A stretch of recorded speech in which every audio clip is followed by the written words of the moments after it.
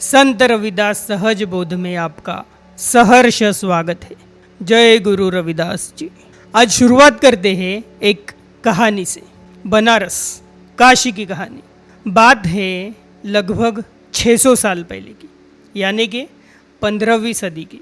ऐसे ही एक सुबह काशी अभी पूरी तरह से जागी भी नहीं थी।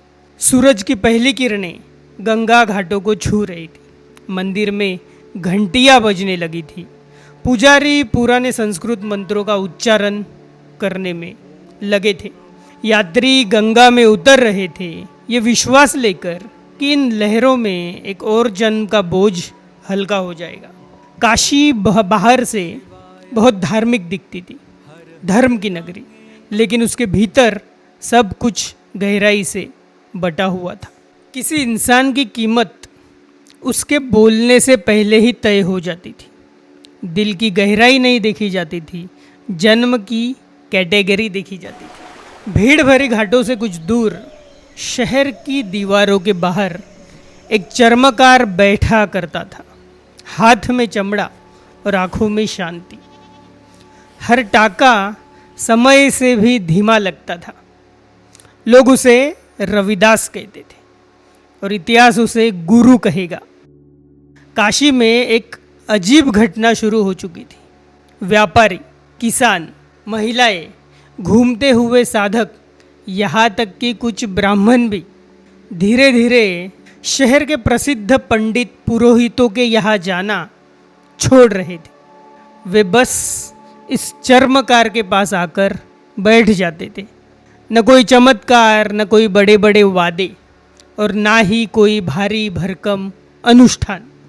बस कुछ ऐसा जो वो शब्दों में नहीं कह पाते थे।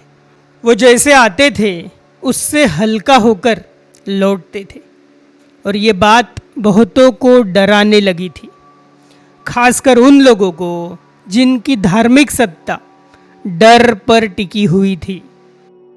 ऐसे ही किसी एक दोपहर शहर का एक विख्यात विद्वान ये सब और बर्दाश्त न कर सका। उसने वेद कंठस्थ कर रखे थे। उपनिषद उसके लिए जैसे रोज की भाषा हो। राजा उसका सम्मान करते थे, मंदिर उसके लिए खुले रहते थे। लेकिन अब लोग, काशी के लोग, एक चर्मकार की बात दोहराने लगे थे। एक चर्मकार के शब्द एक ब्राह्मण विद्वान के शब्दों से ज़्यादा असर कर रहे थे। उस विद्वान का अहंकार ये सहन न कर सका, ये स्वीकार न कर सका। वो रविदास जी को खोजने के लिए निकला, उनसे सीखने के लिए नहीं, बल्कि उन्हें चुनौती देने। गुरु रविदास जी को नगर के बाहर रहना पड़ता था। उस समय निचली जाति के लोग, जिन्हें अस्पृश्य माना जाता था, उन्हें शहर के बाहर ही बसाया जाता था। नगर के बाहर जंगल की ओर जाने वाले रास्ते पर ये विद्वान गुरु रविदास जी की खोज पर निकला। और जब अंततः वो वहाँ पहुँचा, उसने देखा एक साधारण सा व्यक्ति शांत चेहरे के साथ चमड़ा सी रहा था। संत रविदास महाराज जी ने उस विद्वान को देखा। वो मुस्कुराए और अपना काम उन्होंने जारी रखा, काम नहीं रोका। सुई उसी तरह चमड़े में चलती थी जैसे जूता सीना, माने कर्म ही उनकी पूजा हो। भीतर से की जा रही भक्ति का एक सहज स्वरूप।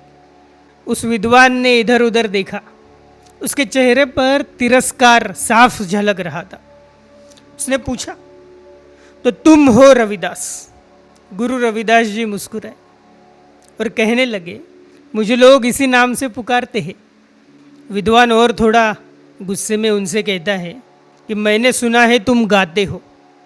तुम गाते हो तो ही मोही, मोही तो ही अंतर कैसा? तुम जैसे अछूत अस्पृश्य आदमी ऐसे शब्द बोल भी कैसे सकते हो? तुम चर्मकार हो और वो परम सत्य है। तुम्हारे बीच और उसके बीच अनंत दूरियां है। ये सब सुनकर प्यारे रविदास जी फिर से मन ही मन मुस्कुराए। उन्होंने तत्काल जवाब नहीं दिया। उन्होंने एक टाका और लगाया, चमड़े को ध्यान से देखा और फिर शांति से उस विद्वान की ओर देखा। और गुरु रविदास जी ने उससे कहा, एक बात पूछूं? विद्वान ने हाँ कहते हुए, इशारा करते हुए सिर हिलाया। गुरु रविदास जी उसको पूछते हैं, सोने में और सोने के कंगन में क्या अंतर है? विद्वान ने भौहें सिकोड़ी। वो हंसा, मन ही मन हंसा और कहने लगा कि अब मुझे तुम जैसे अपवित्र इंसान को उत्तर देना पड़ेगा।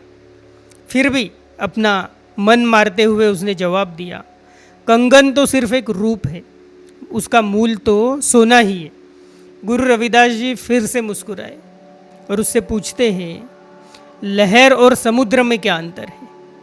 विद्वान बोला, लहर की आकृति थोड़ी देर के लिए है, उसका मूल जो है वो तो जल ही है। ये सुनते ही संत रविदास महाराज ने अपनी आंखें फिर से अपने काम पर झुका ली और गुरु रविदास जी उससे कहते हैं, तो शायद जो अंतर आप अपने और मेरे बीच में देख रहे हैं वो सिर्फ आपके दूषित विचार में है। बस चारों तरफ मौन छा गया। गुरु रविदास जी आगे कहते हैं, लहर खुद को अलग मानती है, जब तक उसे याद नहीं आता वो भी समुद्र से अलग नहीं है। उसी प्रकार कंगन जो है वो सोना होना बंद नहीं करता, सिर्फ नाम बदलता है, सिर्फ आकार बदलता है। कंगन हो अंगूठी हो, रहेगा तो आखिर में सोना ही। हमारे साथ भी कुछ ऐसा ही हुआ है। हम नामों से मोहित हो गए हैं।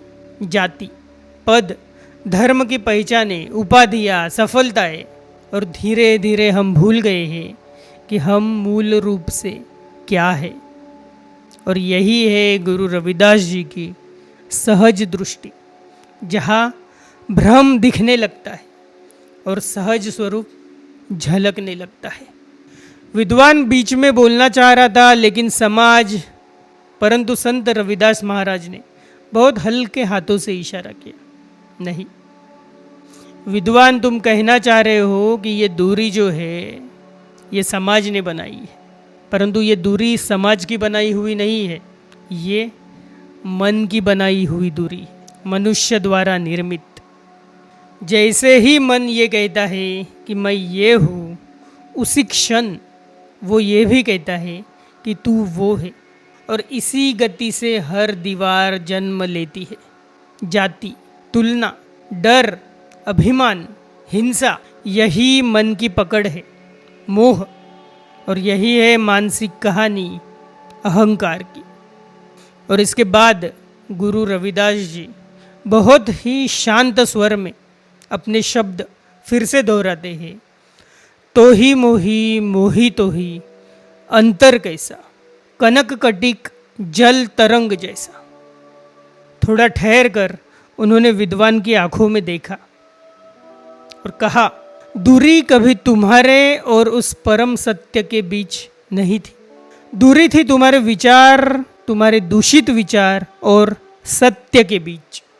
और जब ये दूरी सीधे दिखने लग जाती है, यही है सहज बोध, सीधा देखना बिना किसी कहानी के। शायद जीवन में पहली बार उस विद्वान के पास कोई शास्त्र उद्घृत करने के लिए नहीं था, कोई तर्क बचा नहीं था। भीतर के सारे शब्द जैसे अचानक से रुक गए हो, बस एक प्रकार की शांति बची हुई थी। आप सभी को पता है कि हाल के मानव के इतिहास में बराबरी और समानता के लिए कई क्रांतियां हुई है। जैसे कि आपको पता होगा फ्रांस की क्रांति, अमेरिका का स्वतंत्रता का संग्राम, मानव अधिकारों की घोषणाएं, इतिहास के सुंदर पड़ाव, बहुत बहुत ज़रूरी पड़ाव।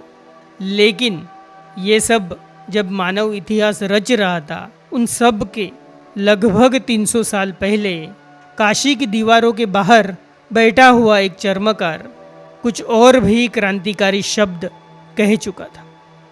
सिर्फ ये नहीं कि सभी मनुष्य बराबर है, बल्कि ये कि सबसे गहरी असमानता ही एक भ्रम है। असमानता की जड़ कहीं बाहर नहीं, भीतर के विभाजित मन में है। और यही है द्वंद्व रहित मन की पुकार, एक निर्मल मन की पुकार। इसीलिए संत शिरोमणि रविदास जी सिर्फ एक सामाजिक सुधारक नहीं है, सिर्फ एक संत भी नहीं है, वे भारतीय चेतना के इतिहास में सबसे गहरे मनोवैज्ञानिकों में से एक है, क्योंकि उन्होंने शुरुआत समाज से नहीं की, उन्होंने शुरुआत उस भीतरी दीवार से की जो मन में खड़ी हो जाती है। और जब ये दीवार टूटती है तभी बेगम पूरा संभव है। बेगम यानी बिना किसी गम के, जैसे बेचैन होता है बिना चैन के, वैसे ही बेगम, बिना दुख के, बिना बेचैनी के। बेगमपुरा सिर्फ एक शहर की कल्पना नहीं, ये एक चेतना की स्थिति भी है, जहाँ मन चंगा हो तो जीवन और समाज सहज समता की ओर बढ़ते हैं। शायद इसी कारण आज भी गुरु रविदास जी के शब्द जीवित लगते हैं।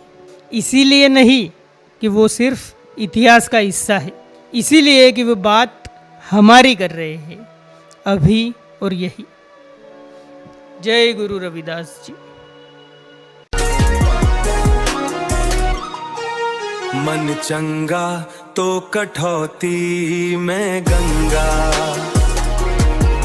मन चंगा तो कठौती में गंगा, मन चंगा,